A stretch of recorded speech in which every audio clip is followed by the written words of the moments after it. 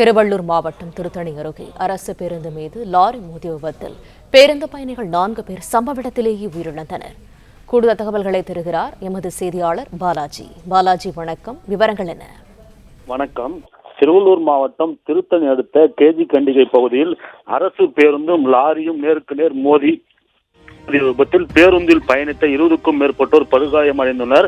சுமார் பேருந்தில் பயணித்த 5க்கும் மேற்பட்டோர் உயிரிழந்ததாக கூறப்படுகிறது. இந்த நிலையில் அப்பகுதி மக்கள் பேருந்தில் இருக்கும் பயணிகளை மீட்கும் பணியில் ஈடுபட்டுள்ளனர். தகவல் அறிந்து சம்பவ இடத்திற்கு 108 ஆம்புலன்ஸ் வாகனமும் திருத்தணி காவல்துறையினர் சம்பவ இடத்திற்கு விரைந்து மீட்கும் பணியில் ஈடுபட்டு வருகின்றனர்.